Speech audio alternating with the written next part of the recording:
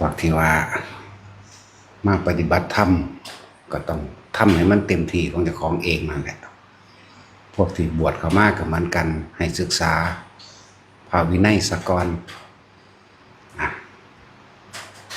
ให้ตั้งใจเฮ็ดเต็มที่ในปณิธานของเจ้าของเองเขาตั้งใจไว้แนวใดว่าเฮ็ดแบบใดเขาก็เฮ็ดไป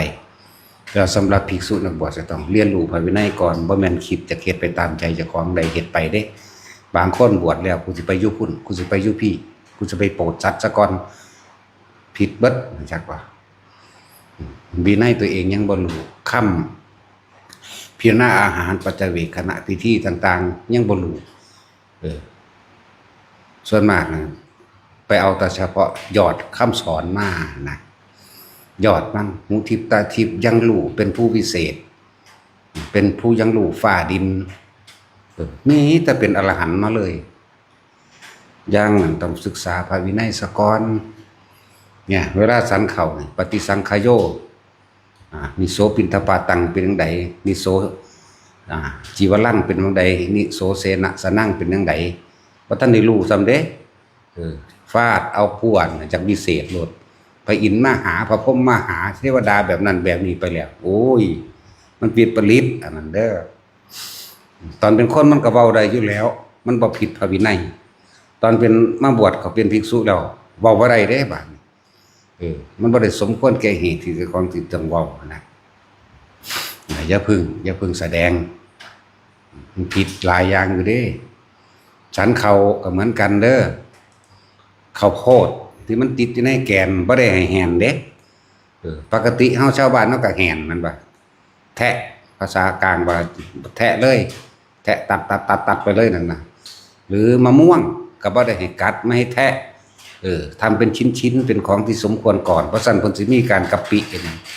กะปิเนี่ยหมายถึงว่าทำให้เป็นสิ่งที่สมควรเหมาะสมกับสมณะสารูปเสียก่อนเด้ว่ากะปิเนื้อยังเจเนื้อที่มันเป็นติดอยู่น้ำตามกระดูกไก่ปีกไก่ขาไก่ยังก็แล้วแต่นี่จะต้องฉีกออกให้เป็นค่ำๆเด้พักมื้อนี้ก็เป็นเฮ็ดให้มันสมควรเป็นค่ำๆเพิ่นก็กะปิบ่ได้พักก็ดีผักที่เกิดด้วยเมล็ดก็ตามด้วยเครือก็ตามด้วยรากก็ตามผักที่เกิดเป็นยาวๆนั่นน่ะจะต้องมีการกะปิเบิดบ่แม่นธรรมดาเด้ออันพวกคิดว่าเขามาสิเป็นผู้พิเศษเลิศเฮ็ดแบบนั้นแบบนี้นะขั้นต้นแรกก็ยังบ่มีอยู่คือการห่มผ้าคล้องผ้านี่ก็เหมือนกันให้เนียบแล้วก็ถ้าเป็นหลวงตานี่ลูกบวบตกบ่ได้เด้กราบพระเพิ่นบ่รับเลยธรรมดาบ่เข้าใจคำว่าลูกบวบบ่นี่ก็เอิ้นลูกบวบเบิ่ง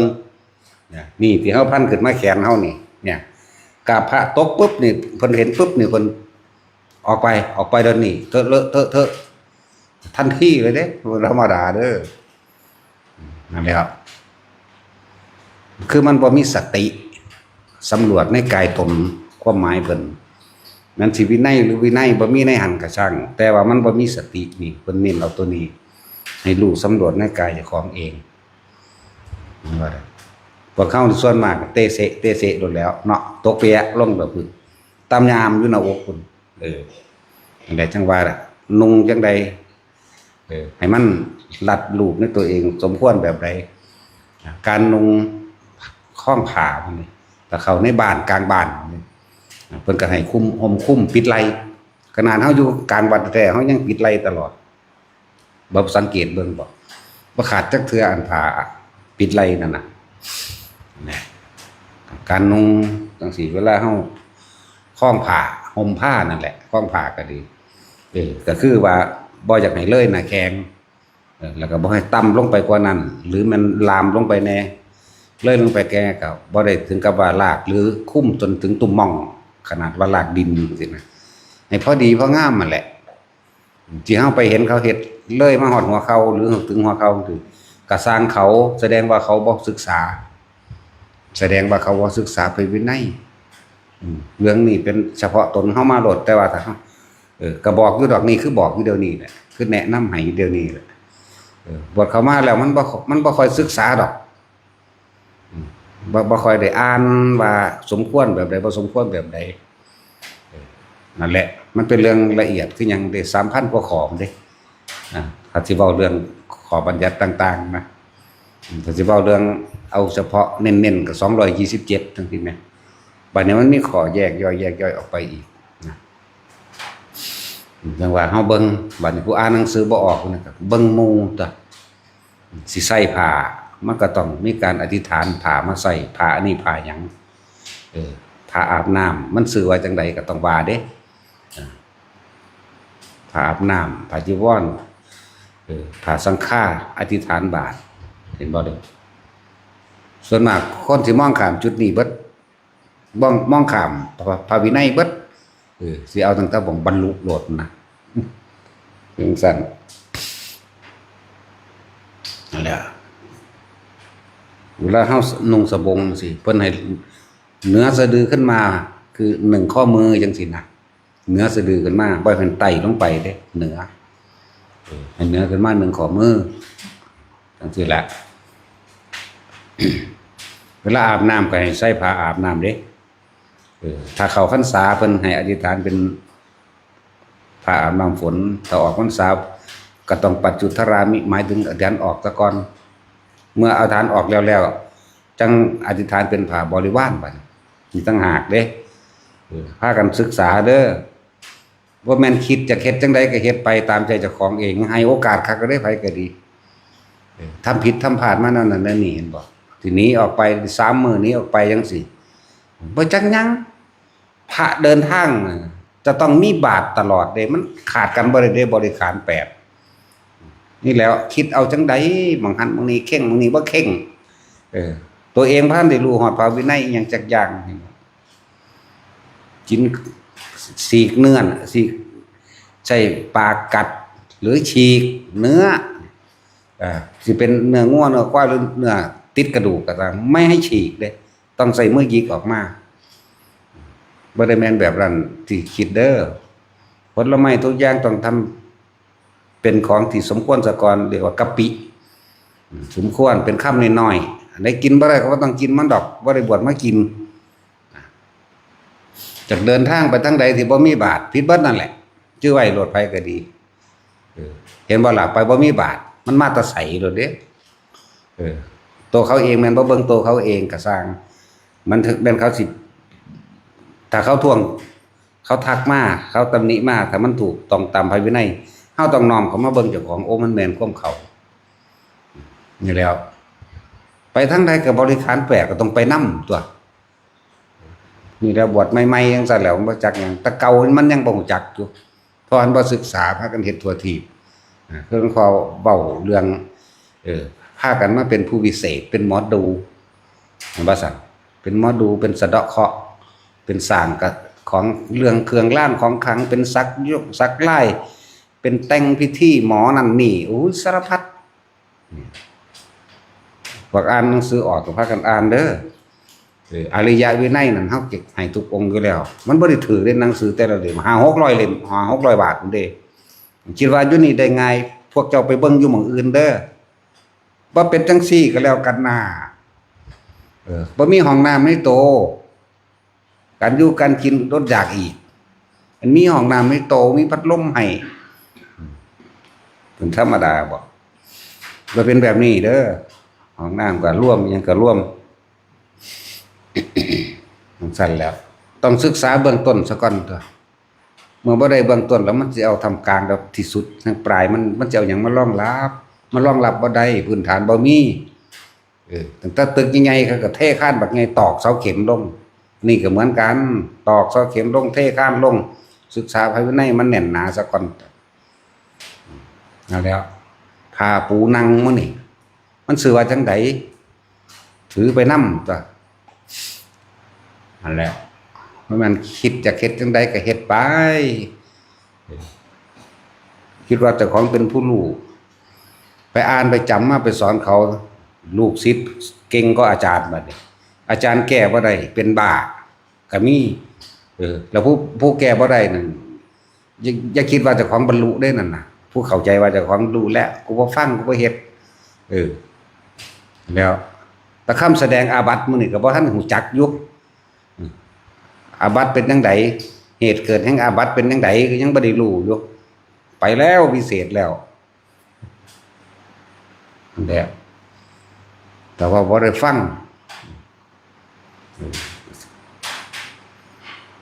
อ่านมั่งเดินจงกรมมั่ง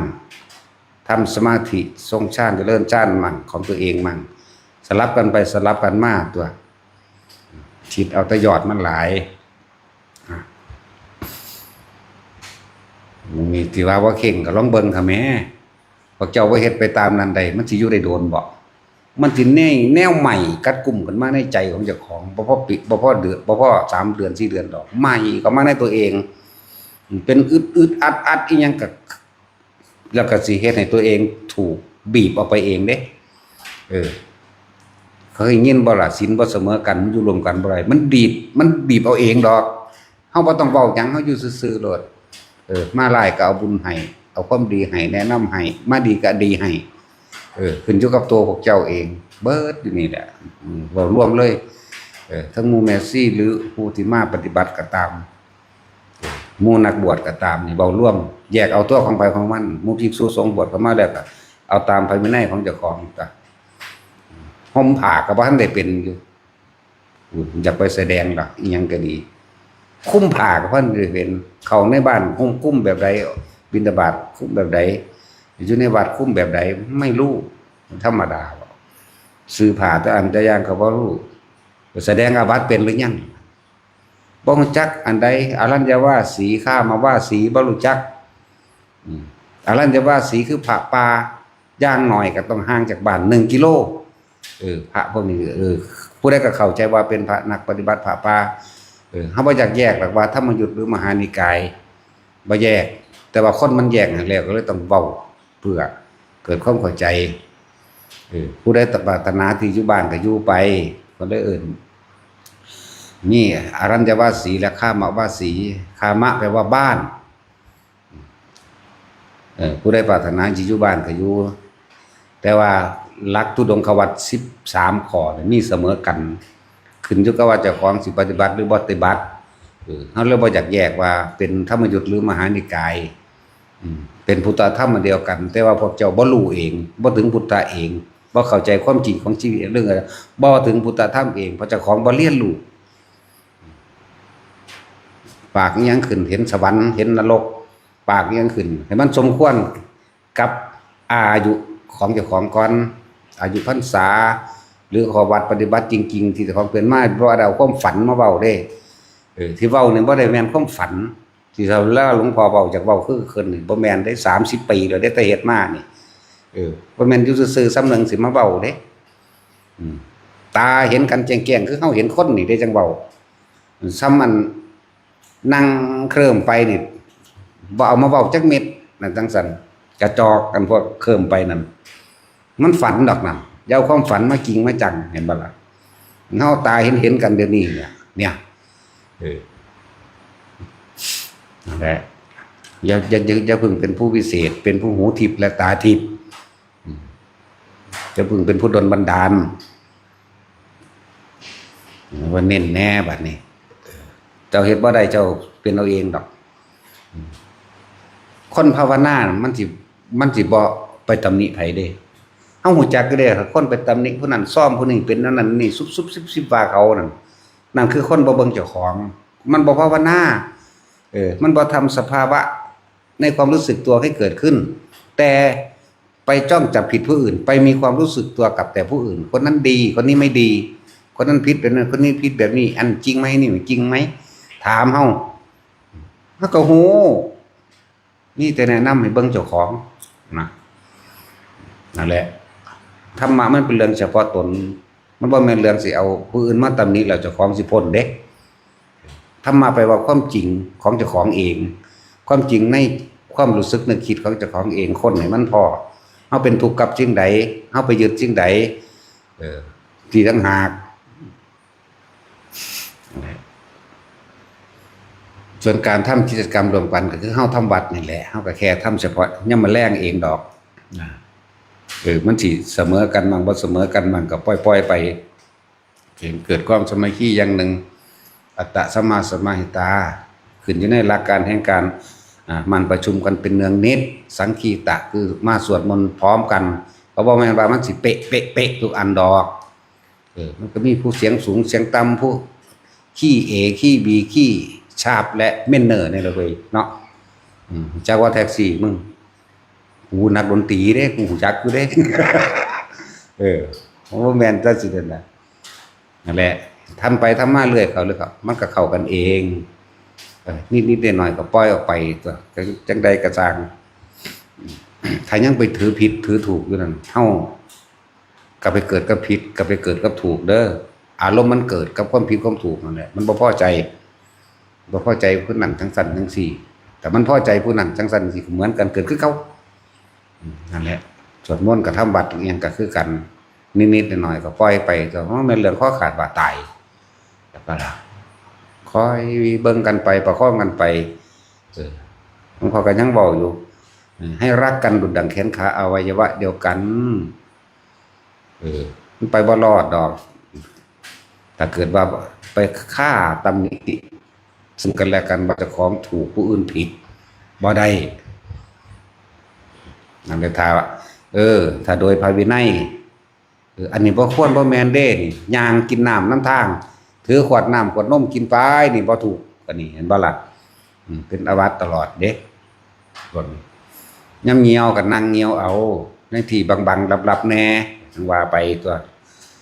ห้องน้ำอาบน้ำก็ให้ใส่ผ้าอาบน้ำบ่ได้ให้ปลาห้ามอาบน้ำเด้เป็นอาบัติเด้รู้จักบ่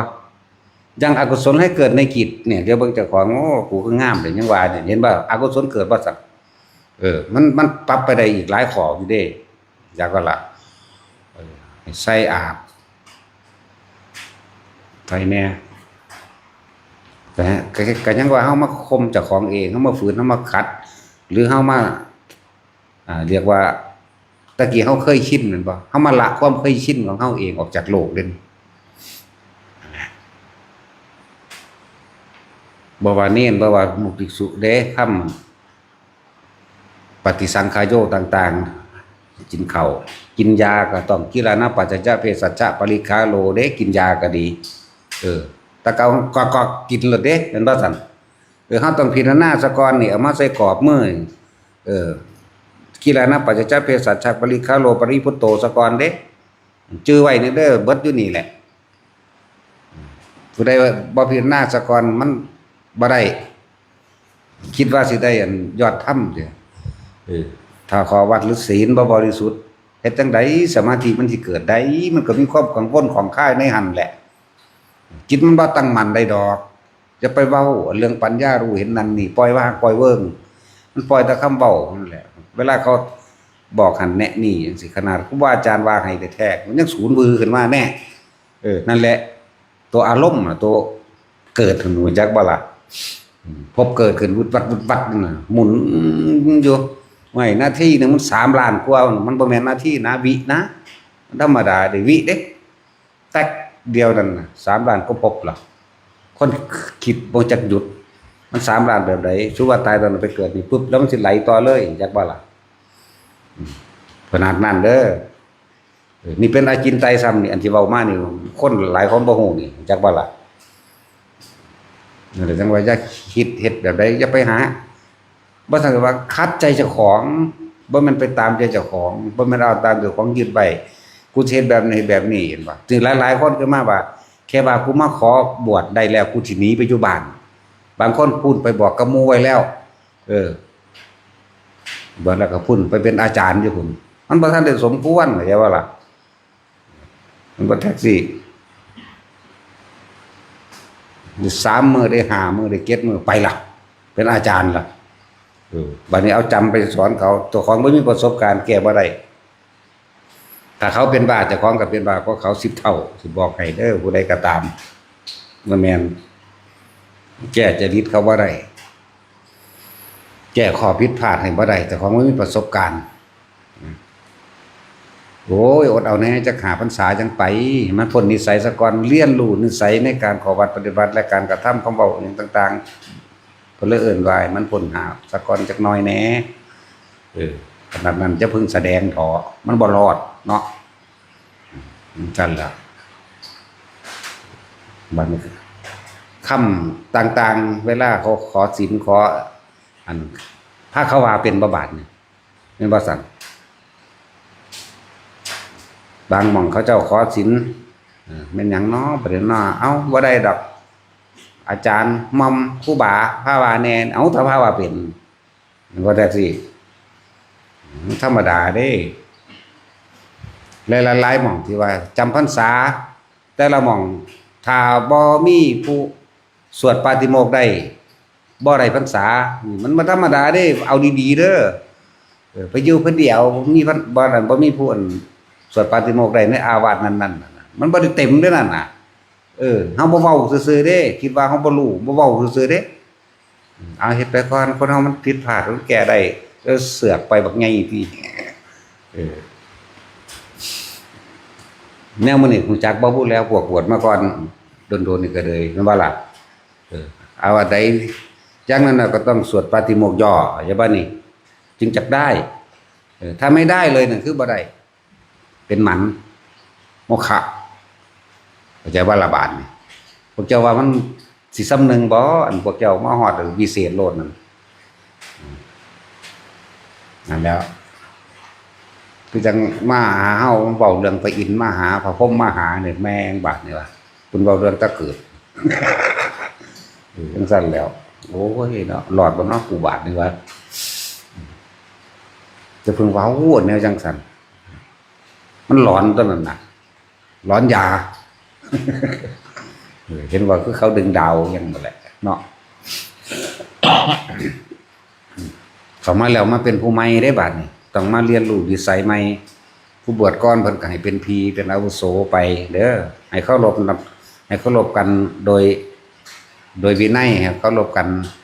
ผู้เพิ่นบวชก่อนแม้เพียงหน้าที่เดียว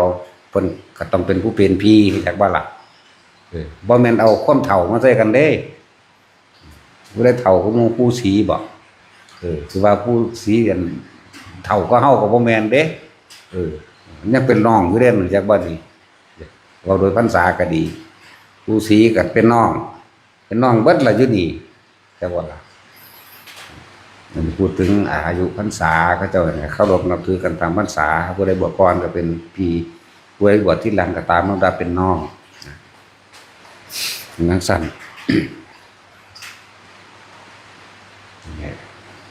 เวลาถกเถียงกันกับเบิ่งซะก่อนโดยทาวาโดยภายวินัยคือเฮาตักเตือนกันโดยภายวินัยก็อย่างหนึ่งเด้ที่เห็นหลวงพ่อดาวคนนั้นดาวคนนี้โดยภายวินัยเด้คือภิกษุนักบวชพาเขาไปเฮ็ดตะพุดพาเขาไปสักไล่พาเขาไปลงหน้าท้องหน้าดากมื้อนั้นแม่นเบิดแหละสักสาริกาสักขี่เข็บกับแก่ขี่ขันขากซักไปทั่วที่ทั่วแดนเนาะนั่นแล้วหลายซักกระดอเนาะปลัดชิกมันก็ซักบ่เลยโอ้ยซักหีมันน่ะใส่หน้าผากไว้นะเนาะ ผู้หญิงก็ซักกันนั่นแหละใส่เขาก็ซักอีหลีได้ล่ะ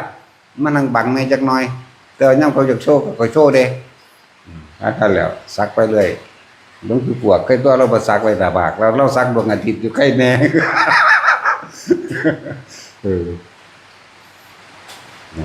อันนี้ก็ไล่กับแก่ประวัติศาสตร์ก่อนมันเป็นกับแก่มันเลยว่าถิ่มไล่มันนั่งสร้างกับแก่ดิพวกนี้มันสร้างกับแก่แต่ว่ามันก็เป็นกับแก่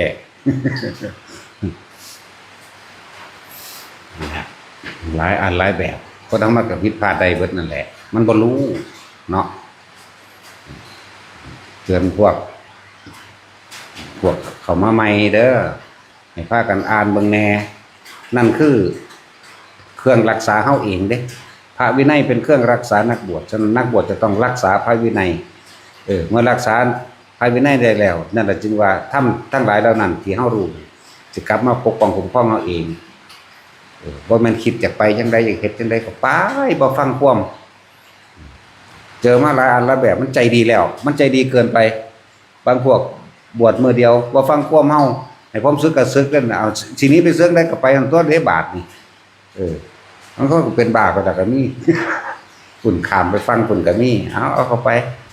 ตอนเว้านะกวนพระอรหันต์เว้าบัดจังได๋เดี๋ยวผมสิไปสวดมนต์ข้ามปีอยู่ฟังฝุ่นบ่นะนั่นนี่ก็มีมั้ยผมบ่ฟังคุ้มไผเด้ว่าซั่นบ่ฟังก็ไปจังซั่นแล้วมันบ่ฟังหลายอยู่บาดนี้มันสิได้คัดกรองกันแล้วบัดนี้เนาะแต่กรองคือเก่าดอกที่จริงมันกรองเอาเองดอกเฮาบ่ไล่ผู้ใดบ่ด่าผู้ใดแต่ว่าโดยธรรมโดยศีลโดยมันบ่เสมอกันมันสิบีบตัวเองออก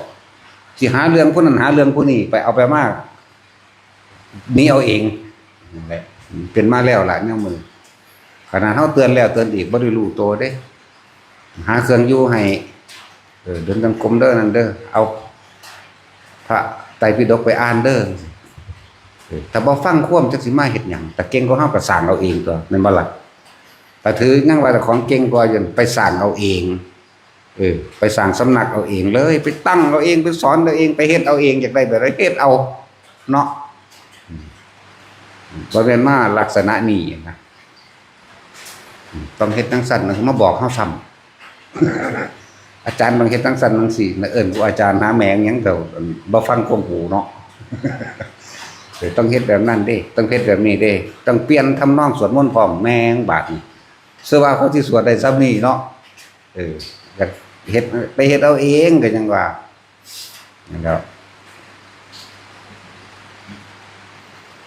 บอกหมู่เขาบ่ฟังความตีเขาได้บาดนั่นบ่ซั่นสอนก็ได้ตีหมู่บ่ได้ให้คักเพิ่นมาเด้พวกตีหมู่อย่าไปมีความคิดว่าสิขึ้นมาไปหาเฮ็ดเอาเองได้ก็บ่ได้ขึ้นมาเฮาว่าตีว่าขาซื่อๆเด้เฮารังเกียจคือหยังที่คนพวกนี้พวกใส่กำลังโอ้ยไปบังคับผู้อื่นให้มาเคารพเจ้าของจังไดเนาะไปบังคับให้คนเชื่อเจ้าของไปบังคับให้ผู้อื่นมาเคารพนับถือเจ้าของว่านี่แหมคือความรักแหละไปบังคับให้คนอื่นมาฮักบังคับจังได๋ก็บ่ฮักมึงดอกว่าจังซี่แต่เขาบ่ฮักซะอย่างล่ะจังซั่นแหละจังว่าให้อ่านในอริยวินัยเด้อให้อ่านให้ศึกษาเบิ่งอันนี้ควรหรือบ่ควรอันใดแล้วก็เฮ็ดไปอ่านเมื่อยล้าแล้วเดินจงกรมมั่งนั่งสมาธิมั่งยืนเดินนั่งนอนบางอย่างก็หาเครื่องอยู่หรือจะไปเฮ็ดนั่นเพื่อมันมีกิจกรรมทำเฮ็ดทางจงกรมร่วมกันหรือเฮ็ดห้องน้ำร่วมกันก็ออกไปเฮ็ดได้แบบบ่ล่ะได้ที่มันเป็นประโยชน์เฮ็ดไปนั่นแหละพาวินัยกับพานได้ฮู้จักโตก็ฮู้ว่าเฮ็ดผิดเฮ็ดถูกแนวใดตลอดระยะเวลา5ปีนี้อย่าขาดคือกลางคืนนี่เนาะคือจะห่างจากบาทจะห่างจากสังฆาจะห่างจากสบงจะห่างจากกีวรเข้าใจบ่ต้องให้มันอยู่ครบใน5ปีนี่จักบ่นี่มันจังสิห่างได้เด้เห็นหลวงพ่อเอาบาทไปตั้งไปพุ่น มันบ่แม่น5 ปีมันเลยบ่แห้งเลยมันเท่าไหร่ปีแล้วเด้เอ้าเฮ็ดคือหลวงพ่อก็น่าไปตั้งไว้แต่ของฮักก็ได้2 3 4 ปีมาได้ก็อยากบ่ล่ะไปทั้งใดก็ต้องเอาบาตรไปนำถือว่ากลับบ้านไปเยี่ยมบ้านเด้ต้องเอาบาตรไปนำเด้จื้อไว้เด้อไปก็ดี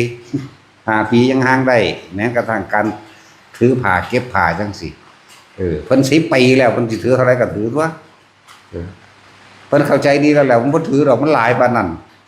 2 ผืนก็ยุ่งยากแล้วเนาะนั่นแล้วอ่านเบิ่งดีๆไผก็ดีคำแสดงอาบัติสำคัญหมู่พระสงฆ์ทั้งหลายนี่คำแสดงอาบัติว่าท่านรู้จักซ้ำแม่นหยังบุกเนาะไปแล้วอยากเฮ็ดจังได๋ก็ไปแล้วนั่นแล้วสุขีนี่บ่ได้ให้ได้ง่ายๆเด้มันเป็นตัวรับรองทางกฎหมายโลกโดยทางธรรมมันบ่มีดอกใบสุขีแต่คนซุมื้อมันบ่บริสุทธิ์ใจเขาก็เลยเอากฎหมายโลกมาบีบบังคับไว้มันปลอมหลายบ่ล่ะมันเป็นข่าวปลอมไปหาบิณฑบาตเอาเงินอยู่ในธนาคารกรุงเทพมันเลยต้องมีแนวนี้บัดนี้บางหม่องเพิ่นให้5 ปีได้จังเฮ็ดให้อันนี้เฮาอาศัยว่าความบริสุทธิ์ใจก็เลยเฮ็ดให้เร็วแน่เพราะว่าเฮาต้องการให้ไปอยู่น้ำป่าน้ำดงมั่งแต่เขาย่ำเขาพรรษาจังคอยให้ขึ้นมาเห็นนะให้ไปเอาประสบการณ์จริงมั่งนะ1ยากน้ำการหาหมอเขาโรงพยาบาลก็จังบ่ได้แล่นเส้นพุ่นเส้นพี่นี่ก็ขอหลวงพ่อเจ้าคุณให้เพิ่นเฮ็ดให้ปกติเพิ่น5 ปียังเฮ็ดให้เข้าใจบ่ล่ะแต่ว่านี่ขอในกรณีพิเศษ1การเดินทาง2เข้าโรงพยาบาลเวลาเฮาไปทุดงค์เมื่อเขาไปสู่สำนักใดๆไปขอศึกษาจากครูบาอาจารย์นั่นอื่นๆเขาก็ไปถามเขาก็จะเอาใบสุทธิมาเบิ่งเด้อ้าวหาก็ได้3 ปีต้นออกมาจากหันจากนี่ออกจากวัดนั้นวัดนี้บ่ล่ะอันนี้ไปใบสุทธิก็บ่มีบาทก็บ่เอาไปอุ้ยหลายอันหลายอย่างแต่พวกเขาบ่ปฏิบัติโกโลโกโสเขาก็เร่งเด้สิบอกให้มันว่าซั่นเขาก็เบิ่งเอาคือเป็นแนวนี้เด้อมันสั่นแล้วยิ่งประเภทนี้ออกกลางพรรษามีเหตุเบิดคำว่ากลางพรรษาบ่แม่นกลางๆแบบมีอยู่30กูอยู่15บ่แม่นแบบนี้อยู่ในระหว่างพรรษาเขาเอิ้นกลางเบิดมันต้องมีเหตุไปต้องทำความผิดอย่างใดอย่างหนึ่งหรือถูกขับไล่ก็จะว่านี่ใครสิไปลาบแต่ไปกลางพรรษาจังซั่นบ่มีผู้ใดเอาแล้วไปก็ไปบ่มีบาทอีกแต่มีบาทเขาก็บ่เอาอยู่แล้วได้ตัวนี้นั่นว่าล่ะแต่ไปทำทาถือเข่งใส่เขาบ่เข่งแล้วเขาก็ยังมีคำว่าให้คือเก่าเห็นบ่แหละจื้อไว้ผู้ใดก็เลยถือว่าไปทำความผิดอย่างอื่นเฮาบ่รับรองให้คือเฮาบ่รับรองให้เฮาบ่รับประกันให้เฮาบ่เอาเข้ามาให้ปรับปรุงใหม่นี่ว่ามีความผิดกระทำเช่นไรแล้วแต่พวกท่านจะทำนี่เสร็จจากบัดนี้เขาสิจับซึกเขาสิจับเขาคุกหรือหาความผิดให้โอ้ยว่าบ่ฟังความอยู่นี่ขาดออกจากสำนักนี้แล้วเด้อบ่ได้อยู่ในปกครองแล้วพวกเจ้าสิเฮ็ดแนวใดเฮ็ดเลยเด้มันไปแนวนี้เด้อันนี้เฮานำปกป้องเอามาให้จังได๋ก็เลยให้แก้ให้โอกาสแล้วก็ยามใจเสยก็มีเด้เห็นบ่ล่ะหลายเทื่อหลายคราวหลายก็ปล่อยเลยตัวบัดแล้วแต่พวกเจ้าอยากบ่นั่นแหละเรียนรู้เอานิสัยสิ่งที่พึงกระทำให้เกิดความเคยชินเลยนิสัยชินกับหยังชินกับพระวินัยนั่นแหละถ้าว่าผู้นี้ปกครองตนเองปกป้องตนเองได้ละตัวนี่สมควรไปเพิ่นก็ให้ไปบ่หาตั้ง5 ปีก็ได้ครูบาโกเมนจังซี่เอาสิไปพอจักปีนั่นเฮายังให้ไปเป็นเจ้าอาวาสอยู่หั่นเป็นอยู่นี่พร้อมเฮาบ่ได้เป็นจักบ่ล่ะ เป็นอยู่หั่นก็เป็นอยู่นี่ก็เป็นเด้นั่นแล้วเพราะงั้น3 ปีนึงบ่ทันก็เลยมันสั่นตัวแต่ว่าเราบวชอยู่มหานิกายแล้วก็4 ปี5 ปีหมดเด้แล้วมาต่ออยู่นี่อีก3ก็7แล้วก็สิเว้าโดยปฏิบัติหรือว่าเอาตามธรรมยุทธ์นี่เราก็หาก็ได้3นึงเด้แต่ ลักษณะท่าทางคำบอกคำจาและความรู้ความสามารถการสวดปาฏิโมกข์ต่างๆเราได้ได้สั่นให้เราเป็นตัวยากหยังอยู่นี่หลวงพ่อก็ได้เป็นเจ้าอาวาสเข้าไปได้เป็นพระเจ้าอารวาสแต่ว่าอารวาสพุ่นเด้ออยู่นี่มีเจ้าอารวาสนี่กำลังอารวาสวื้อว่าใส่ผู้นั้นผู้นี้อยู่นี่แล้วมันบ่ได้สำนึกสำเนียกอิหยังหีแมมนี่ด่าก็ด่าเก่งคือหยังนี่เด้เนาะแล้วว่าแต่สิด่าเบิดเอาโลดถ้าเจ้าอาวาสพูนผู้หุ่นโกเมนผู้นั้นอันเฮาอารวาส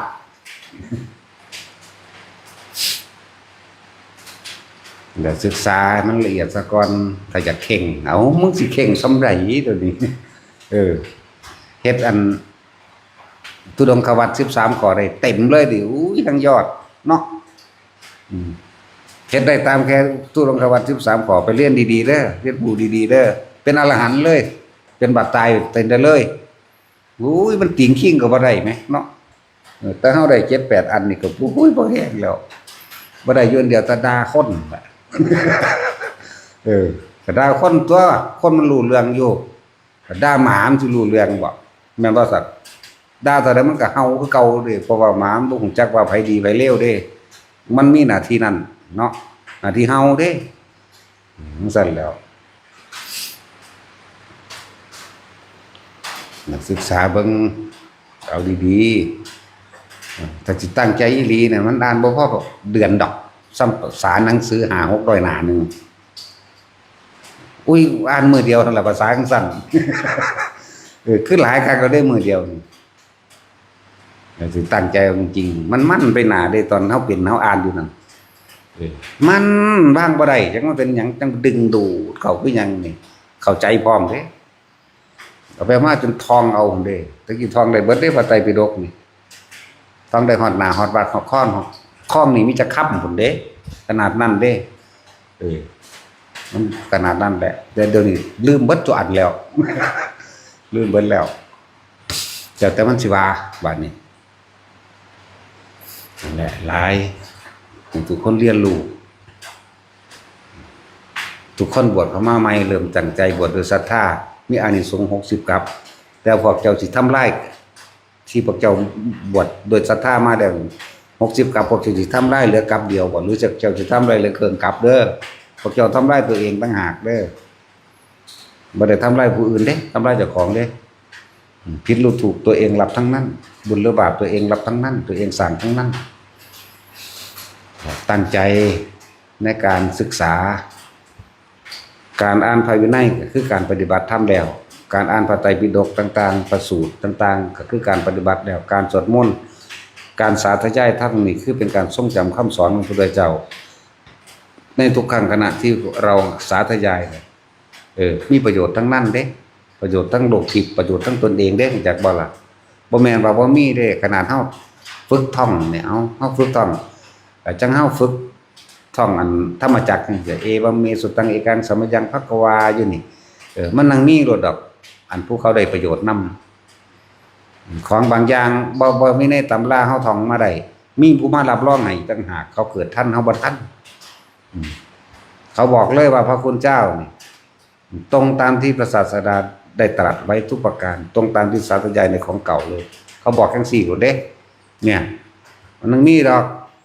ทำไมแต่คนบริสุทธิ์ใจจริงๆกันนะทั้งบ่อดตายไปทั้งได้กระสร้างย่อมมีเครื่องปกป้องคุ้มครองตนเองคนมีบุญสยางคนตั้งใจสยางใจมันบริสุทธิ์ในการสร้างบุญสร้างบารมีสยางเทวดารักษาหลายนี่บ่เอิ้นพร้อมอยากบ่นี่เฮาบ่เคยเอิ้นว่าผู้ใดมารักษากูเด้อมิตรดาเนาะแม้ว่าแท็กซี่มันเคยว่าสาธุเด้อเทวดารักษากูมีบ่กูบ่มีเทื่อเด้บ่ต้องมายุ่งกับกูกูรักษาตัวเองได้โลดชูหันเอาตัวเองให้มันรอดอยู่เด้ขนาดพระอินทร์พระพรหมเด้เนาะแล้วแต่หิแมงที่มาก็สร้างแมงเด้ต้นแล้วพวกเจ้าอีหยังแต่ผีกองก้อยก็ยังย่านอยู่จักเพิ่นเห็นบ่เคยเห็นก็ย่านเลยคนเนาะว่าแน่คุยป่นกินทำได้หลายแน่ก็ออมก็ยังขึ้นไป ถ้ามันได้หน่อยโตกับป่นเราใส่น้ำหลายๆพ่อกันจำนะตัดสิน ท่านบ่พ่อขาแมงเม่นกินบ่ท่านพวกนั้นบ่เป็นตาแสบหมดละแต่น้ำโมอยู่จังเป็นตาแสบแนวกบหน่อยพอดีดูอ่อนเด่น สั่นแล้วใส่น้ำหลายๆคนที่ไปทุดงหนาจะบอกให้ถ้าความบริสุทธิ์ใจศีลบ่บริสุทธิ์จริงๆตายเด้มีอยู่เด้แนวเหตุนั่นน่ะเขาหังเบิ่งอยู่เด้กลิ่นศีลนี่อยู่ไสนก็สร้างหอมได้ตลอดหอมท่วนร่มไปเลยเด้กลิ่นศีลบัดนี้กลิ่นนั่นกลิ่นความโลภมันก็เหม็นไปคือกันเด้จังว่าล่ะคนบ่มีเทวดาก็สิมาไกลคนบ่มีศีลเอิ้นก็ไปเอิ้นจนหัวขาดออกพุ่นเนาะเอิ้นจนคอแตกออกพุ่นมันสิมาอยู่บ่มันห่างเท่าใด100เท่าใดกิโลล่ะกูก็ลืมแล้วแท็กซี่มึงชื่อได้บ่160กิโลบ่บ่แม่นนะ 1,600 เนาะเขาห่างจากคนบ่มีศีลจักว่าล่ะกูก็ชื่อว่าได้แล้วล่ะบอกกูไม่ให้สูง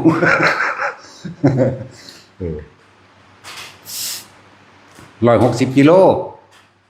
ห่างกันเอาคิดเบิ่งเอา160กิโลคนจิตใจมีแต่ความโลภความโกรธความเกลียดฝังเต็มอยู่นี่เขาห่างจากมนุษย์สารเลวเรานี่นั่นน่ะ160กิโลเด้อเนี่ยบัดนี้ไปเอิ้นให้เอิ้นมาใส่กูเอิ้นแมงเด้กูบ่ได้เงินกูรักษาตัวกูเองก็ได้บ่เห็นว่าบ้านสิบ่มาสาบลาบอยู่เนี่ยถึงได้ไปน้ำหัวไปน้ำยิ้มไปน้ำเลย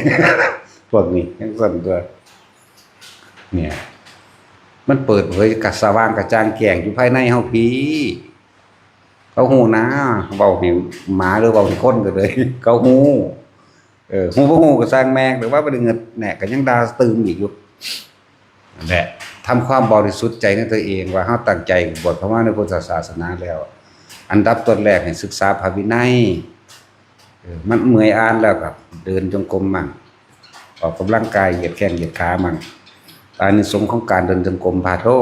ลายกระดอกนั่นแหละไปอ่านเอาอยู่ในตุดงควัตรนั่นแหละ13ข้อก็เต็มอยู่ในอริยวินัยก็มีแล้วล่ะ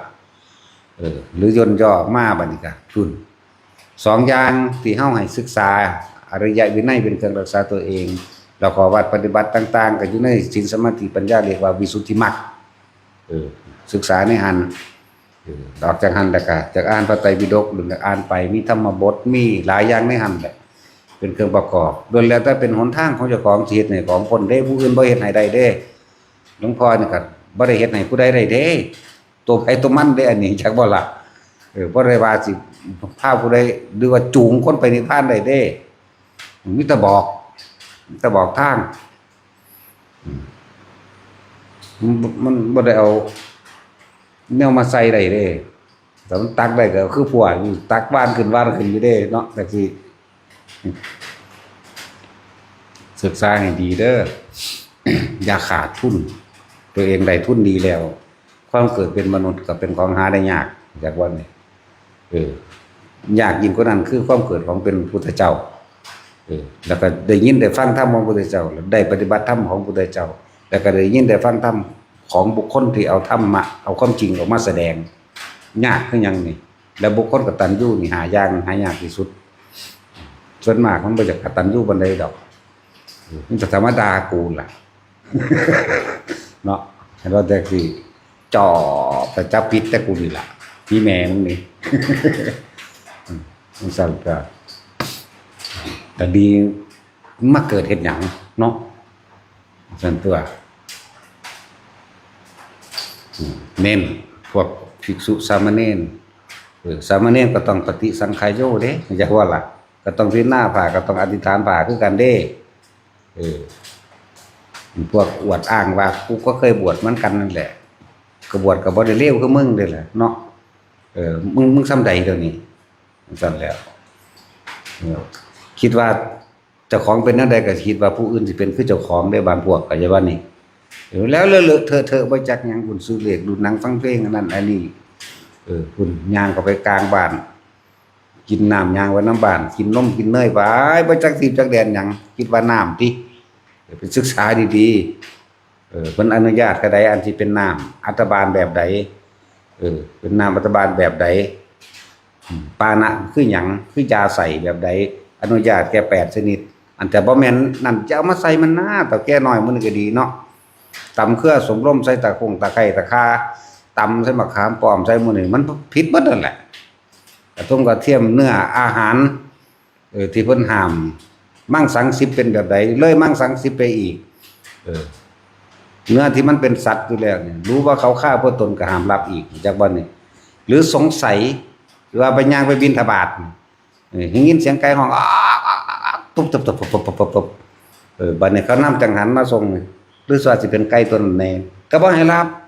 สงสัยว่าเขาฆ่ามาเพื่อเราจากบ่นี่สิว่าหยังกับจงใจฆ่ามาเพื่อเราสิไปว่าหยังก็ไปบอกเอาบ่ได้เนื้อดิบมื้อนี้ก็ห้ามกินจักบ่ล่ะเนื้อดิบเนื้อหยังก็สร้างปลาแดกดิบมื้อนี้ก็บ่ได้ขนาดนั้นแหละ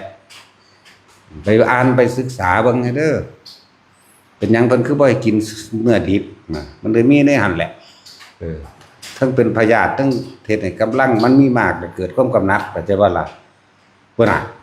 จักซี่ก็เคยบวชคือกันบ่จักหยังดอกบวชเอาเมียเนาะจังซั่นตัวพวกนี้เอาธรรมะไปแลกกามทำทายจากแสดงทำจังซั่นสิจังแท้มักเขาเนาะกูมันเอากามไปแลกธรรมเด้ มึงนี่เอาธรรมไปแลกกามเด้กูมันเอากามไปแลกธรรมเด้มานี่กูมักเบิด เวลาจีบกันเว้าอยู่บ่พี่จะพาน้องไปนิพพานว่าอยู่บ่บ่เคยว่าจักเทื่อผู้ใดมักกูนี่กูพาไปได้บัดนี้ คิดถึงหลวงพ่อไปเด้อโดดเด้คิดถึงกูบ่ตกต่ำแน่จังซั่นล่ะคนละอย่างกันเด้พวกนี้เอาธรรมะไปแลกกาม เห็นว่าแท็กซี่ทำทาแสดงทำแต่มักเขา กูมักเบิดเด้บัดกูบ่มักเจาะจงคือมึงเด้กูเอาเบิดอยู่ดีแล้วก็บ่ทันมาอีกก็หลายอีกนั่งฟ้านั่งสวรรค์มึงบ่ยินว่ากูเอาหลายกว่านั้นกูเป็นคนโลภมากซั่นแล้วเฮ็ดไปเรื่อยๆแต่ละคนถ้าได้ตั้งใจนี่โดยบวชโดยศรัทธามาแล้วเฮ็ดไปตามปณิธานที่ตัวเองตั้งใจในความปรารถนาจังหน่อยเฮาก็ตายในอุดมคติเข้าใจบ่นี่เฮาก็เป็นเฮาสิสำเร็จหรือบ่สำเร็จก็ช่างเหมือนว่านี่จักสำเร็จหรือสำเร็จก็ช่างเข้าใจบ่นี่แต่เราได้ทำตามที่เราหวังได้ตั้งใจได้ปณิธานไว้แล้วขึ้นชื่อว่าตายด้วยอุดมคติที่ได้ตั้งใจความตั้งใจทั้งหลายแหล่บ่ทำลายเบียดเบียนผู้ใดก็แล้วกัน และจักนำส่งต่อธรรมรับธรรมะปฏิบัติธรรมสื่อสารธรรมออกให้ทุกคนมันปฏิบัติเป็นไปจักบ่ล่ะสิให้เฮาหันหลังกลับบ่มีทางลืมแล้วหนทางมันไกลเกินไปสิคนพบหมายถึงหันหลังกลับจักว่ามีแต่ไปข้างหน้าแม้นจะยังไม่ถึงจุดหมายตายในระหว่างทางก็ขึ้นว่าเป็นผู้ไม่เสียความเพียรจักว่านี่ตายในอุดมคตินะตายก็ตายสิไปยากหยังภาษาตายเนาะบ่มีผู้ใดหนีพ้นอยู่แล้วไงมีแต่ยินดีและพอใจสำตัวนั่นแหละเฮ็ดจังได๋ก็ตายเบิดนะอยู่นี่แต่ก็อยู่ทุกโลกอีกทั่วโลกนี่ตายเบิดบ่มีผู้ใดอยู่ดอกบ่ซั่นสิว่าอย่าประมาทเด้อไผก็ดีความตายมันบ่ได้บอกพวกเจ้าเด้ผู้ใดสิตายมื้อใดเวลาใดเอาตะฮู้แม่นบ่ซั่นพรุ่งนี้ไม่มีสำหรับเรามีแต่วันนี้เท่านั้นจักบ่ล่ะอดีตก็บ่มีอนาคตก็บ่มีพรุ่งนี้ไม่มีเฉพาะวันนี้และขณะนี้เท่านั้นถ้าไม่ดีที่สุดจะไปดีที่สุดอยู่แค่นี้เองอันเดียวจังว่าทุกคนหันเข้ามาเบิ่งความรู้สึกเจ้าของนี่อย่าไปเบิ่งผู้อื่นอย่าไปค่อยตำหนิผู้อื่น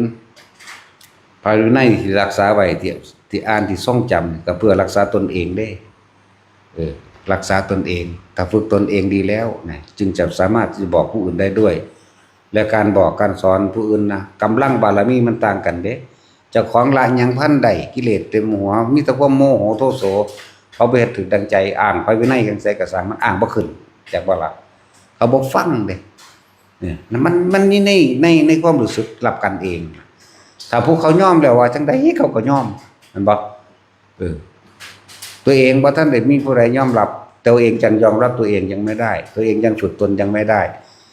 ยังว่างจิตเป็นกลางบ่ทันใดไปบอกผู้ใดก็สร้างเขาสิตีปากเอาซ้ำผิดกันเนาะ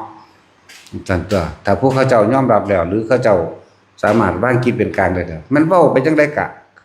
เขาก็รับคือเก่าโอ้แม่นของเพิ่นเนาะเด้ถ้าพวกเขาบ่รับเด้ห่วยเก่งหลายได้บ่นว่านแม่นบ่ซั่นเด้อมันก็ละอันกันเด้อมันสิมีกระแสตอบรับเข้ามาคนละอย่างกันอยู่และให้มันถึงการถึงเวลาอันสมควรซะก่อนเวลามันสิเป็นเอาเองดอกบ่หาแต่ดิ้นรนแนวนั้นดอกแต่ตอนนี้ฝึกเจ้าของซะก่อนฝึกให้อยู่กับลมหายใจให้เป็นฝึกอยู่กับความรู้สึกในกายของตนให้เป็นอย่าเพิ่งไปถามหาแนวอื่นมันดอกบ่ต้องไปหาเหตุผลกับมันดอกขอให้อยู่กับลมหายใจได้เถอะนี่คือหลักสูตรที่เฮาเน้นอยู่แล้วอานาปานสติหรือสติปัฏฐาน4เฮาจับอันเดียวนี่แหละส่วนเด็กน้อยมันบ่ทันได้รู้จักหยังปานใดก็หาแนวตื่นเต้นเร้าใจมันก่อนซื่อตัวฝึกมโนมยิทธิให้มดเด็กเล็กเด็กน้อยนี่เปิดทางให้มันเนี่ยพอให้มันได้ตื่นเต้นตะพอได้เห็นนั่นเห็นนี่พอได้รู้แนวทางซื่อเด้โอ้นางฟ้านางสวรรค์ก็ทำบุญแบบนี้เห็นว่าไปเห็นตกนรกแล้วโอ้มันทำบาปแบบนี้นี่เป็นแค่ว่าเฮาส่องไปทางให้ซื่อๆได้ให้ไปเห็นอย่าว่าหลักสงสารแต่ว่าทางตรงมันคือทางนี้ลมหายใจนี่ตรงอันนี้นั่นแหละเว้าแล้วเว้าอีกคือดอกอันแนวเอาทางตรงมันโลดน่ะมันอ้อมจากว่ามันอ้อมมันแค่ว่าเป็นเครื่องบอกทางเพื่อให้รู้ว่าทำดีได้ไปสวรรค์มั่งมนุษย์มั่งทำชั่วตกนรกมั่งเปรตสุรกายมั่งซื่อๆเด้อันตนมโนมยิทธินะจักบ่ล่ะเป็นเครื่องบอกอานิสงส์ต่างๆซื่อเอาก็คือว่าเขาไปเห็นคนตกนรกถามเบิ่งดูเฮ็ดหยังจังตกนรกเขาก็เว้าให้ฟังว่าเฮ็ดจังซี่จังซี่มันก็ย้านก็ได้ไปเห็นนางฟ้านางร่ำสวยงามพวกเจ้าเฮ็ดบุญอีหยังพวกเจ้าคือได้มาเป็นจังซี่เขาก็บอกให้ท่านตัวสวดมนต์รักษาศีลมั่งนึกถึงพุทโธมั่งอันบทสรรเสริญพุทธคุณมั่งตายแล้วก็มันก็วาบมาจังซี่เองเนี่ยนี่แค่บอกทางนึงเด้เหมือนกับส่องไฟให้เห็นซื่อเด้ตัวจะเป็นจริงๆคือตัวเองเด้นั่นแหละศีลหรือกรรมฐาน40อย่างนั่นน่ะเป็นแค่เครื่องคมเป็นเครื่องบอกทางหรือว่าเป็นเครื่องอยู่อย่างใดอย่างหนึ่งเพื่อให้เกิดจิตตั้งมั่นซื่อเด้แต่ว่าโดยอานาปานสตินี่สมถะกับวิปัสสนาสมถะภาวนาวิปัสสนาภาวนาเป็นของคู่กันตีคู่กันเลยที่เฮาเฮ็ดอยู่นี่ก็อาศัยเพิ่นแนะเอาจังซี่แหละให้เห็นความเกิดดับเด้อนี่แหมนี่แหละปัญญามันแทรกเข้าไปนี่คือเห็นตามความเป็นจริงเห็นหยังก็เห็นอนิจจังเห็นอนัตตาเห็นความบ่จีรังอย่างยืนนั่นแหละแต่เฮาบังคับมันก็ทุกข์เกิดขึ้นทันทีเห็นมั้ยอนิจจังทุกขังอนัตตามั้ยถ้าเห็นแล้วบ่มีการเข้าไปคิดนึกหาความหมายหาผลหาหยังต่างๆเห็นแล้วก็มันก็สักแต่ว่าเองคำว่าอนัตตามันก็เกิดแก่เฮาขาดจากความรู้สึกในความพอใจบ่พอใจใดนั่นล่ะอนัตตาก็ดีนี่แหละอนัตตาผู้ใดภาวนาแบบใดก็สร้างมาแบบใดก็สร้างความสงสัยบ่ได้สิ้นไปเพราะว่าการได้คำตอบจากผู้อื่นจากบ่ล่ะความสงสัยจะสิ้นไปเพราะไม่หาเหตุเพราะหยุดเหตุได้คือมันต้องว่างจริงๆเด้บ่แม่นว่างโดยจัดคิดบ่แม่นว่างแบบคิดสรุปลงเอาโดยการคาดคะเนดนเดาเด้แต่ยังสำคัญขนาดว่างยังสำคัญมันหมายว่าโอ้นี่บ่ความว่างคือเพิ่นว่าความว่างนั่นยังบ่ทันได้ว่างจักว่าล่ะขนาดนั้นพุ่นเด้ว่างจากสิ่งที่มีอยู่นี่เข้าใจบ่นี่โหมันแนวใดว่าว่างจากสิ่งที่มีอยู่ แต่มึงวางจากเสาไม้นี่บ่จังซี่มึงวางเป็นบ่มึงบ่คิดกับมันแม่นบ่จังว่างถ้ามึงคิดกับมันคือขี้ลายแต่นอนี่จังซี่ก็มาเฮ็ดมึงบ่ว่างเด้นั่นเนาะมันซั่นแหล้วพวกติดสงบติดความว่างเห็นจังว่านี่ยาเป็นจังซี่ยาเป็นจังซี่เห็นบ่นี่นั่นแหละขนาดความรู้จริงๆเฮายังบ่เอาไปยืนยันตัดสินกับไผเด้ต้องอย่างนี้เท่านั้นอย่างอื่นไม่ใช่บ่แม่นเด้เพียงแต่อุปมาอุไมยอุปโลกเว้าขึ้นมาเกิดความคลายสงสัยหรือให้เกิดแก่มีกำลังใจซื่อๆเด้บ่ล่ะบ่ได้ไปยืนยันตัดสินว่าจริงหรือบ่จริงเด้นั่นแหละอย่าเชื่อความเห็นของตนเองเด็ดขาดต้องละความเห็นต้องบ่มีการสรุปหยังบ่ให้สรุปเห็นก็เห็นไปหันได้ยินก็ได้ยินไปหันจักว่าล่ะจะไปใส่ความเห็นกับมันเด้อย่าเชื่อตัวเองเข้าใจบ่เข้าใจไหมนั่นแหละหมู่ภาวนาทั้งเบิดที่นี่ลมกับความรู้สึกอันที่เฮาใส่ศัพท์ของเฮาว่าอุณาโลมอยู่แค่สองอย่างนี้เกิดยังขึ้นก็ช่างอย่าไปใส่ความเห็นอย่าไปเชื่อความเห็นตัวเองอย่าไปเชื่อความคิดตัวเองใช่บ่นี่อย่าไปเชื่อเด้มันคิดก็จะไปเชื่อมันคือจะไปคิดมันว่าจะบ่นี่พุ่นล่ะเว้ยก็อธิบายมันปีนใส่ไก่เราได้จักว่านี่ อยู่กับลมหายใจนี่บางคนที่อยู่แค่พอกับลมใดก็อยู่ในม่วนๆเด้อว่านี่ในหูดังนี่ในโพรงจมูกนี่เท่านั้น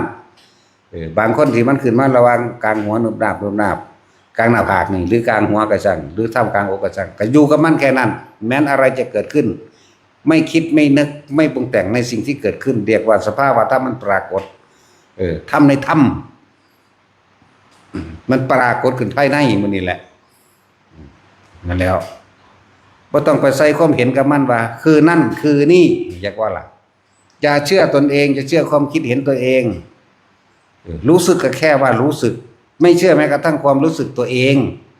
พวกน่ะมันจังว่างแต่ว่าให้อยู่ในความรู้สึกงงบ่แท็กซี่งงตัวสาวแม่นพูดเขาเว้าเรื่องเขาเว้าผู้เขาปล่อยว่างดอกจักบ่นี่เขาบ่ได้เว้าเรื่องปลาหลานดอกมันยากโพดบ่เรื่องผู้เขารู้เนาะผู้เขารู้แล้วก็เจ้ารู้เขาจะเป็นแบบนั้นแหละรู้สึกอยู่ก็รู้สึกนั่นแหละรู้ซื่อๆนี่จักบ่นี่บ่ได้ยึดในว่ากูรู้อีกรู้ซื่อนั่นแล้วนั่นแหละจังว่าบ่ต้องถามหยังแต่ผู้ใดฟังเข้าใจดีแล้วถ้าอยู่กับลมได้ก็อยู่กับลมถ้าอยู่กับความรู้สึกในหน้าผากนิ่มนวลเย็นลึกเข้าไปแช่ในกระดานหน้าผากเคยแช่เข้ามากระดานหน้าผากบ่ได้เย็นๆนวลบางทีก็มีการลัดเข้าไปในหัวมั่งลาดไปมั่งก็ให้รู้อยู่ซื่อๆบ่ต้องว่าโอ๊ยปวดหัวหัวสิดูนดอกมันไปใส่ความเห็นหยังก็รู้ซื่อๆตัวแม่นบ่ซั่นบางทีมันก็ไปเนิบนาบอยู่กลางหนังหัวศีรษะเฮานี่บางคนก็เป็นขึ้นลมหัวกุดหน่อยหมุนกว้างมั่งแคบมั่งกว้างมั่งแคบมั่งไล่ตามแล้วมันก็ค่อยเคลื่อนลงมาในระหว่างต่ำกลางอกมั่งบัดนี้บ่ต้องไปใส่ซื่อมันแหมให้รู้ซื่อๆจะหนีออกจากความรู้สึกในเรือนแห่งกายเว้าใหญ่ๆไว้เรือนแห่งกายบางทีก็อยู่ท้องบางทีคือหน้าอกแล้วแต่มันสิเคลื่อนแต่รู้สึกกับมันเฉยๆเด้เข้ากลางสมองบ้างบางทีก็เป็นขึ้นเปิดไฟอันปั๊บอยู่ในกลางหัวกะโหลกกับของก็มีเด้ผู้ใดเคยเป็นก็เป็นไปเด้บ่แม่นสิตายตัวเด้อแล้วอันนั้นหลายสิถามกูอีกศูนย์คือหยังนั่นเว้ากันละมื้อนี่เนาะ คืออะไรนะเนื้อกระตุกก็รู้ว่าเนื้อกระตุกเป็นดุจดังว่าเสี้ยนแทงปัวปาดเลียดดาดก็ตามนิ้วมือปลายนิ้วมือหรือแข้งขาหรือหน้าอกแทงทางหลังเดียดมาสิกระสังให้รู้สึกอย่าไปใส่ซื่อคืออะไรจะไปสรุปความคิดเห็นแม้นกลิ่นเหม็นเน่าก็รู้ว่าเหม็นเน่าแต่ว่าจะไปใส่ความเห็นผีบ่ขนคิงลุกหยุบหยาบวูบวาบเสียงหมาหอนเสียงฮือฮาฮาวีดวีดปราดว่าต้องไปใส่ซื่อมันยินซื่อโอ้ย เขามาขอบุญกูบ่อุทิศบุญก็น่าก็มีตะกี้เฮาแก้ให้ซื่อๆได้ว่า เพื่อความสบายใจจักว่าล่ะเขามาขอบุญตัวอุทิศบุญให้ซะนั่นบ่ซั่นบ่หาแต่ว่าหยังก็ได้คนเฮาส่วนมากมันกลัวเด้นั่นเข้าใจบ่นี่ที่มันไปคิดว่าผีคิดมันคิดว่าขอบุญมั่งกลัวเด้ก็เลยบอกไปจังซั่นแหละจริงๆบ่หาแต่อุทิศก็ได้มันก็ได้ของมันเองอยู่ในหั่นแหละนะจังว่ามันมีมากมายหลากหลายตามคนฝึกใหม่เฮาก็แก้ให้แก้ให้สบายใจแก้ให้เพื่อผ่อนคลายออกซื่อๆเด้ผ่อนคลายออกจากความยึดมั่นถือมั่นว่านั่นคือผีว่านั่นคือกลิ่นผีนั่นคือเปรตนั่นคือเสียงเปรตเสียงดนตรีบรรเลงจากฝากฟ้าจากในภูเขาจากถ้ำเงื่อมผาต่างๆเสียงตีข้องตีกองเสียงเล่นดนตรีโบราณเสียงสีซ้อสีเซลนี่ก็หังยินซื่อๆซาจะไปสรุปมันว่าเป็นหยังดอกเป็นหยังกระช่างมันแต่เราไม่เป็นกับใครกับมันกับพ่อนะจะเชื่อแม้กระทั่งความรู้สึกตัวเองนี่น่างงเลยเนาะแต่ก็รู้สึกเข้าใจว่าดิมันสั้นแล้วผู้ปล่อยว่างผู้เขารู้จากวันผู้เจ้ารู้เขาเจ้ารู้ซื่อๆเด้เขาจะบ่เอามายินตัดสินเด้แต่ว่าหลวงพ่อเน้นอยู่นี่ให้ทุกคนอยู่กับความรู้สึกเจ้าของผู้ที่รู้สึกหน่วงอยู่กลางหน้าผากก็อยู่หัวไปคือลมหัวกุดน้อยๆบางทีก็เย็นอ้อมไปหัวไปก็งอนเด้บางทีก็ไหลลงมาระหว่างตามกลางอกบางคนก็ลงมาท้องพวกรู้สึกมึนชาไปตามกายก็รู้สึกเข้าใจว่านี่บ่แม่นเอามาว่าคือบ่เป็นคือลงภาวาดิอันใดก็ได้ที่รู้สึกอยู่ในเลื่อนกายอย่าหนีออกจากกายเวทนาจิตเวทนากายก็รู้จิตก็คือรู้นั่นแหละเวทนาคือรู้สึกเข้าใจบ่แต่ว่าบ่ได้เอาเวทนาพอใจไม่พอใจแบบนั้นเอาแค่รู้สึกก็ได้เข้าใจว่านี่กายเวทนาจิตเวทนากายอย่าหนีออกจากเลื่อนกายแต่สภาวะต่างๆหรือที่ว่าธรรมและในธรรมนั่นน่ะมันปรากฏขึ้นจะบ่ก็ให้รู้ซื่อๆบ่ให้ไปใส่ซื่อมันบ่ให้ไปสรุปความเห็นบ่ให้ไปสรุปความเห็นว่าคือนั่นคือนี่จักว่าล่ะบ่ให้ไปยืนยันตัดสินให้รู้นั่นแหละเพราะว่ามันเสือเจ้าของแล้วผู้ใดก็เที่ยวว่าเกิดอยู่นี่แม่ว่าแท็กซี่คือมึงเชื่อว่าเป็นบาดถ้าเกิดมึงเสือความเห็นมึงได้นำเนาะละทุกความคิดเห็นจากบ่นี่ไม่มีความเห็นนั่นแหละเอาอีหยังมาละแต่เบาลมหายใจนี่เอาหน้าลมนี่เอามื้อนี้แหละอยู่แค่นี้เฮ็ดอยู่แค่นี้เฮ็ดจนตายพุ่นล่ะตายแล้วบ่ได้เกิดดอกครับมันเฮ็ดจังซี่ได้จะบ่ได้จะเว้าโดยหลักการอานาปานสติเนาะที่พระพุทธเจ้ายืนรับรองไว้จักสิจริงบ่จริงก็ยืนรับรองเพราะเฮาก็อ่านมาเนาะผู้ใดทำให้บ่อยทำมากทำให้ชินทำให้เป็นดุจดังยานแล้วนะ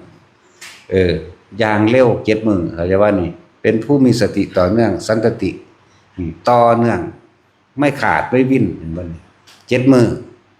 บัดนี้เฮามาสรุปเอาติเนาะกูก็เฮ็ดบ่ได้ดอกกูเฮ็ดอยู่6 เดือนพุ่นจักบ่ล่ะ6 เดือนก็กลัวพุ่นเด้ที่แรกบ้า7 มื้อกูต้องเอานั่น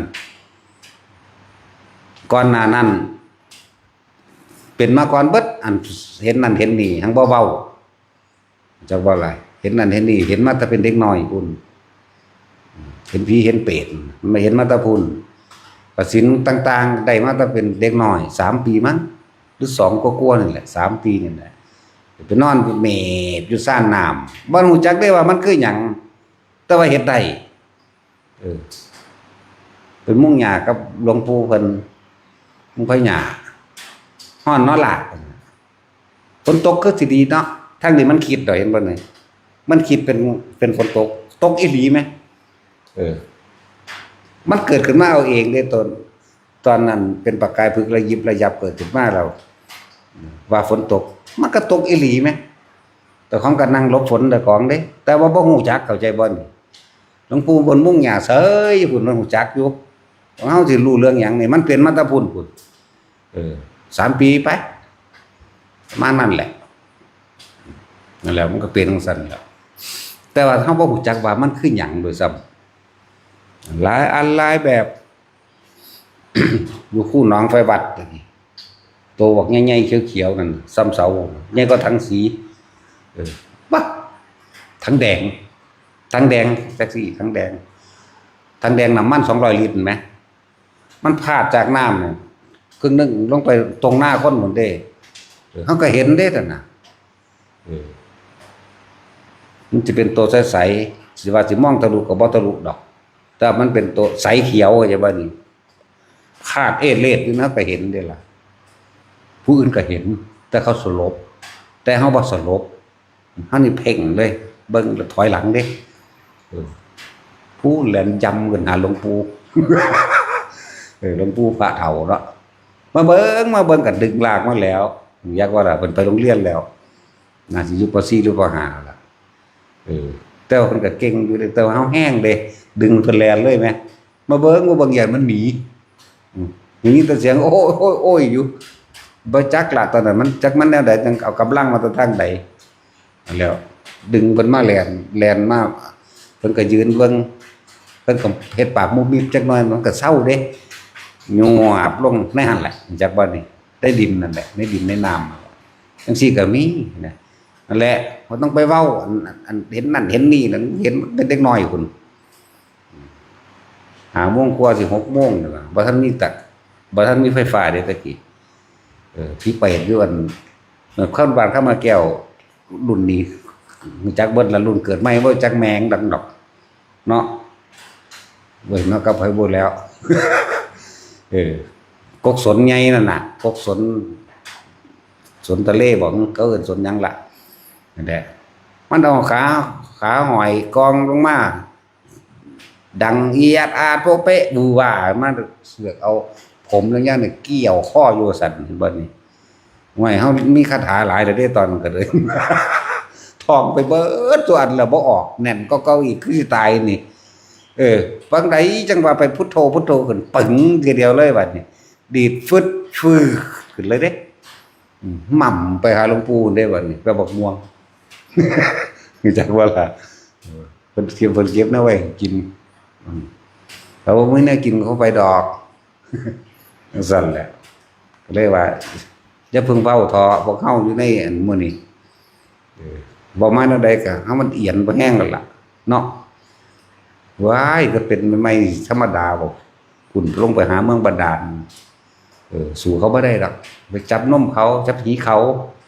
ของแท้เด้เว้ามานี่สู่เขาบ่ได้จังซี่แล้วมันมีแต่อยากฟาดอีนั่นอีนี่ไม่แต่อีงามๆแหมจังซั่นแล้วเดี๋ยวนี้ก็อยากฟาดคือเก่าหั่นแหละแต่ว่าบ่เอาหน่อยเด้เอาเบิดจังซั่นแล้วแต่พวกงามๆตัวพวกนางฟ้านางสวรรค์เนาะแต่นางนาคมันก็ยังงามอยู่สิไปว่าอีหยังบ่คือพวกเอ็นเฮ็ดพวกนี้ดอกพวกนี้เต็บเท่งถ้าพูดหน้าตองก็ไล่คนเตะเสะหนังเหนียงข้อก็ยันๆเนาะแท็กซี่โอ้ยเนี่ยแท็กซี่มันบ่เป็นตาครับคือขี้เกียจป่วยเฮิมๆจังซั่นแหล้วโอ้ยอ้ายมันบ่มาเว้ยเมื่อนั้นเตะเสะอยู่ตุ่มงุมไปอยู่ย่างก็เลยนั่นแหละหลายอย่างนะแต่ว่าถ้ารวมมาในการเอาลมหายใจเป็นที่ตั้งเป็นสะพานอธิบายเรื่องคำว่าฐานที่ตั้งแห่งจิตหรือคำว่าสมาธิแปลว่าจิตตั้งมั่นโดยอาศัยลมหายใจนี่แหละดูกับลมหายใจปัญหาจะเอาตัวใดเป็นฐานก็คือเอาความรู้สึกในกายเอาตรงกลางหน้าผากก่อนสิเอิ้นว่าอุณาโลมนั่นเป็นฐานที่ตั้งแห่งจิตอย่างนี้ออกจากฐานคำว่าจิตหนึ่งคำว่าความรู้สึกตัวคำว่าจิตตั้งมั่นก็คือเอาความรู้สึกนี่เป็นตัวตั้งในการฝึกสะก่อนเด้อไผก็ดีจากว่าล่ะลมหายใจคนเวลาฝึกคือจังก้มลงเพื่อบ่ให้มันปวดคอเพื่อบ่ให้มันเป็นตาสักๆอยากบ่นี่บ่เมื่อยตาก้มลงจักหน่อยพอประมาณ ประมาณไผประมาณมันแกว่าเห็นปลายจมูกตนเองได้ห้ามรับตาบ่ให้รับตาเด้โฟกัสเข้ามาที่ปลายจมูกเจ้าของเองต้องมองนี่ปลายจมูกข้างบนเด้บ่แม่นปลายจมูกข้างล่างถ้าบางคนว่ามันบ่เห็นมันปุ้ยเบิดความสิเว้าอีห่านก็เลยทำไมไม่เห็นรูจมูกวันนี้แม่มันยั่วกูบ่วะ ก็ยังว่าปลายจมูกข้างบนแล้วหายใจเข้าพูดออกโทเข้าพูดออกโทแทนอยู่แค่นั้นแล้วความรู้สึกหนึ่งจะเกิดขึ้นตรงกลางระหว่างคิ้วบางคนก็ว่านิ่มๆนวลๆบางคนก็ว่านึบๆบางคนก็ว่าตึงๆบางคนก็ว่าปวดบางคนก็ว่าบอนๆเย็นๆลักษณะนั้นแต่ว่าเทคนิคนี่แล้วแต่พระสิเฮ็ดบางพวกนั้นเขาจะเอาอันหยังน้ำเสียงเพียวอิ่วถ้าจมูกแล้วบรรสูดลมหายใจเข้าแล้วมันสิไปแซ่อยู่กลางหน้าผากเข้าใจว่านี่มันสิไปแซ่นะจำเอาความรู้สึกแซ่เย็นๆอยู่ในหั่นแหละแต่ว่าบ่ให้หลับตาเด้อนี่เป็นเทคนิคหรือเป็นวิธีทำให้เกิดขึ้นวิธีทำให้เกิดขึ้นอย่างรัดอย่างเร่งก็ว่าแต่ก็ขอให้จำเอาวิธีนี้ถ้าบัดนี้ถ้ามันเกิดขึ้นแล้วเฮาบ่ได้ก้มเฮาบ่ได้เอาหน้าท่าอีกแต่ว่าเฮาทรงไว้รักษาไว้เพิ่นว่าทรงฌานเจริญฌานโดยการเพ่งอยู่ในลมหายใจล่ะเพ่งก็ลมมันแหละเขาว่าฌานก็เดียวฌานก็เพ่งบัดมันน่วงขึ้นมาแล้วเฮาสินั่งอยู่ท่าใดก็ได้บ่ได้จำกัดท่าว่าต้องขวาทับซ้ายอีหยังดอกก็ว่าสมาธิไปว่าจิตตั้งมั่นก็ตั้งมั่นอยู่ในฐานก็คือเลื่อนแห่งกายก็เลยเอาตรงกลางหน้าผากเนี่ยเป็นฐานจากว่าเอาความรู้สึกที่มันน่วงอยู่นี่ฝึกในขณะที่นิ่งๆตัวเองสักก่อนจะพึ่งยางก็ได้ดอกอาจจะว่าล่ะเมื่อมันเป็นนั่งท่าใดก็เป็นแล้วยืนนิ่งๆอยู่แบบใดก็เป็นแล้วบัดนี้ก็เริ่มฝึกยางเฮ็ดตัวอาจจะว่าล่ะแล้วมันก็ขึ้นมาเอาเองดอกพวกนี้นะถ้าบ่เป็นก็มาฝึกเอาอยู่นี่มื้อนี้เขาเจ้าก็มาฝึกอยู่ได้ล่ะเขาเจ้าก็เป็นอยู่ได้ล่ะหามาตั้งนานใกล้สิตายทิ้งพอแห้งล่ะปัจจุบันเป็นแค่5 นาทีมันสั้นแล้วนั่นขึ้นอยู่กับความเข้าใจนำและคนที่เริ่มต้นฝึกหัดใหม่นะทิมไม่เบิดได้ความรู้เก่าๆพวกเจ้าสิจบปทใดก็สร้างเข้าใจว่าล่ะจบปท100ก็ตามทิมไม่เบิดจะเอามาเทียบจะเอามาเปรียบนั่นพวกเรากำลังคิดถึงอดีตอย่างนั้นอย่างนี้อย่างนั้นไปสรุปเอาแม่นบ่ล่ะแต่ว่านี่เฮานี่รู้ในปัจจุบันขณะที่หายใจเข้าแล้วก็ออกหายใจเข้าแล้วก็ออกนิดนึงเด้บ่ต้องไปอันอื่นอย่าเพิ่งไปสรุปเด้อย่าเชื่อตนเองนี่เห็นบ่มันสรุปนะมันเชื่อตนเองเดี๋ยวมันสิเกิดขึ้นเองแบบตัวนี้มีสติระลึกรู้หรือรู้สึกตัวอยู่แค่ลมหายใจเข้าออกตรงนี้ลมนี่สุดบางดังหักนี่บางออกก็ออกแค่นี้บ่ต้องไปตามลมเข้าลมออกอีหยังดอกอายุแค่นี้บ่ต้องตามมาในท้องอีกเหลือบตาลงไปแล้วทำความรู้สึกเย็นเฉพาะในโพรงจมูกแค่นี้เองเดี๋ยวตัวนี้สิเกิดขึ้นเองนี่เป็นวิธีเห็นมันเกิดแต่มันเกิดขึ้นแล้วจับเอาความรู้สึกนั่นแม่นบ่จับก็สร้างแค่รู้ลมหายใจเข้าออกปั๊บมันก็เป็นปั๊บโลดเข้าใจว่าล่ะแล้วเฮ็ดอยู่แค่นี้แหละฟังดูๆเอานั่นเลยเว้ยเนาะเว้าทีเดียวมันบ่เบิดเด้บ่เบิดแต่ว่าทุกคนไปเฮ็ดอยู่จังซี่แหละตั้งใจเฮ็ดไปเรื่อยเฮ็ดไปเลยเฮ็ดจังได๋ก็ตายเด้นั่นแหละจังว่าเอาความตายนั่นแหละมาเตือนตัวเองเด้ออาจจะโนโจทยัตตานังเลยเด้อบุคคลหมื่นแสนล้านเตือนเท่าไหร่ก็ไม่สู้ตัวเองนั่นแหละเตือนตัวเองแม่นบ่ล่ะบุคคลที่สั่งสอนเพียงมากมายเพียงใดแต่ว่าถ้าตัวเองพร่ำสอนตัวเองนั่นแหละจึงจะเห็นผลบ่ล่ะฟังมาบ่เฮ็ดจักเทื่อว่าเจ้าของเฮ็ดเป็นแล้วนั่นแหละเอิ้นว่าสอนตนแม่นบ่ล่ะให้ทุกคนตั้งใจเฮ็ดไปตายนั่นแหละบ่ได้เฮ็ดไปเป็นหยังเด้ฝึกคิดสำนึกสำเนียกเสมอเด้อปฏิบัติทั้งหลายนี่ไม่ได้เป็นอะไรไม่ได้เพื่ออะไรไม่ได้เอาอะไรเข้าใจว่านี่บ่ได้เพื่อหยังบ่ได้เป็นหยังบ่เอาหยังอีกนี่แหละให้อยู่นี่แล้วก็เอาความตายมากระตุ้นเตือนตนเองแน่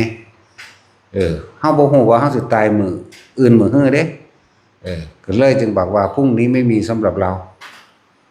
มีแต่ปัจจุบันนี้และขณะนี้แค่เพียงลมหายใจนี้ หรือความรู้สึกในกายอันนี้เท่านี้แหละมันสิสำเร็จหยังบ่สำเร็จก็หยังก็ช่างมันนะมันไปในอุดมคติแล้ว เป็นไปตามศรัทธาเป็นไปตามปณิธานแล้วแม้นจะตายในระหว่างท่ามกลางทางจากบ่ก็ไม่เชื่อว่า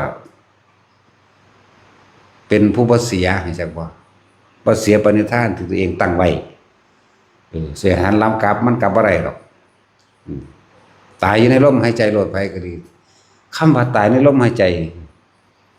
มันสิมีแต่กับลมแล้วใจขาดยังใดบ่รู้เด้จากว่านี่มันบ่ได้สนใจกายเด้เจ็บปวดมันก็บ่ได้สนใจเอามาคิดเด้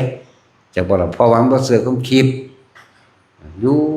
ตายซ้ำอย่างน้อยเป็นอนาคามีอย่างน้อยๆก็คือเป็นผู้ไม่กลับมาเกิดอีกเฮาบ่ให้เป็นดอกแต่ว่าจะบอกอย่างน้อยเป็นนี่เว้าให้ว่ามันคนเห็นอิหยังก็สร้างอยากได้เนาะอยากฮู้ผลอยากได้ผลนะก็เลยเว้าผลมันฟังแต่ว่าปฏิบัติจริงๆบ่ต้องเอาบ่ต้องเป็นจากบ่นี่ลมเข้าลมออกเท่านั้นแหละเกิดหยังขึ้นก็สร้างความสงสัยต่างๆเนี่ยตัดทิ่มเด้มัน